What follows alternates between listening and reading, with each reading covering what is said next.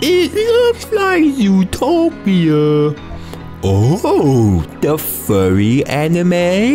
Now that we got the basic comments that are bound to get 1,000 likes out of the way, I want to talk about a unique, entertaining, and mature story with the adults in the room. From the daughter of Kisuke Itagaki, the guy who created Grappler Baki, comes everything I listed and then some. Beastars takes place in a world occupied by anthropomorphic animals, being separated by two major distinctions. There's herbivores and there's carnivores. Legosi is a huge wolf who, contrary to his looks, is a nice-ass dude who gets wrapped up in some not-so-nice circumstances. You'll be exploring the dynamics of this new world while riding the roller coaster that is Legosi's journey. You watch anime as long as me and you become jaded. Sick of the same tired, unrealistic characters and Japanese loli fantasies. No, I'm not gonna watch K-On! And I'm not gonna watch Kaguya-sama to see some girl bounce around like a damn idiot screaming, "Nico Nico Ni!" It just feels like I've seen everything there is to see a lot of times.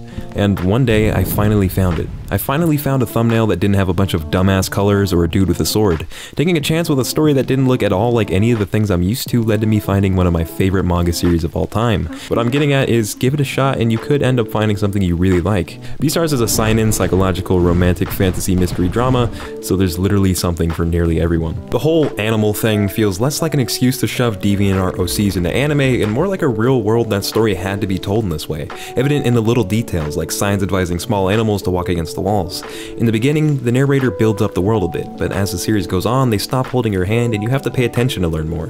Beastars is the first anime in recent memory that starved me for exposition. I found myself relishing information like mention of a world war or why there's different breeds of dogs.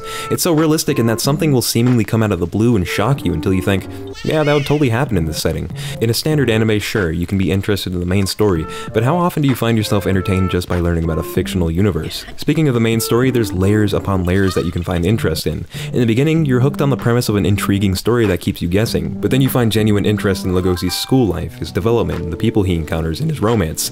If that's all too mushy, later in the series there's some action and I don't want to spoil it. However, you might notice the breakneck speed that the first episode moves at. Compared to the manga, there are many things altered or just completely left out, and the timeline is sort of different, which totally makes sense. If they want to reach the super hype climax of the main arc, they're gonna have to cut some things out. From what I've seen, the things they changed weren't too bad, and you're basically getting the same story. However, that could change with later episodes. It's impossible to speak on the quality of Beastars without mentioning the characters, because if there's one thing that's done right, it's character development. Legosi is a stoic and timid guy who avoids conflict, but if there's something that he believes in, he'll jump in without hesitation. Watching him slowly creep out of his shell and become a strong dude with an even stronger will felt amazing. Every arc opens up a new world to him, where he's constantly challenging his original thoughts and ideas. He's a great main character. Lewis seems like a douche until you find out why he thinks the way he thinks. Thought Rabbit seems like a huge thought rabbit, but really she was just a huge thought the whole time. I don't really want to get too much into the development of each character and such, but trust that you're getting a mega diverse cast of both hateable and lovable characters, each with something different to provide the story. Finding out a story you're excited for is being adapted in CGI is probably equal to having a son and then finding out he's black. It's a shock to everyone, and I wouldn't wish it on my worst enemy.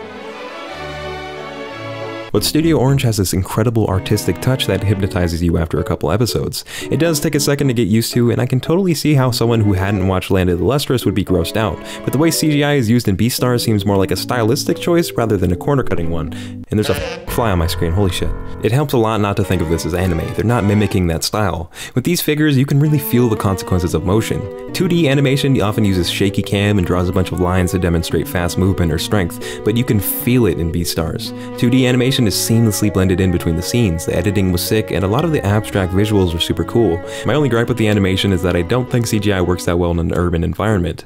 Also, you can tell they kinda like lowered the frame rate of some of the renders. What the fuck, another fly? Also, you can tell they like lowered the frame rate of some of the renders or whatever, and you get these really choppy movements at times. That being said, I'm extremely happy with the adaptation so far. There's only one episode out, so I'm really looking forward to what Orange can do. The music in episode 1 is super chill, illuminated by lounge music, ballroom Wario music, and at times some what the fuck? And at times some chilling and crazy good violin pieces. And that's not a surprise, what I'm playing for you right now is from Orange's anime Land of the Lustrous, which had an amazing score much like episode 1 promises. If they follow the same trend, then Beastars is gonna have some bangers. Another thing I want to bring attention to is how the characters were voiced.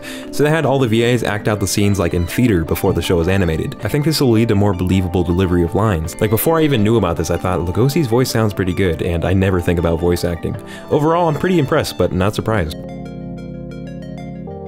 I love Beastars enough that I'm willing to make myself look like a game. black? A furry? Just because I'm excited to share something I really like with 150,000 people. It doesn't matter if you hate romance, it doesn't matter if you think it's some sissy anime, just give it a shot. Assuming it follows the source material pretty close, I'm confident in saying that Beastars will be the best anime this year.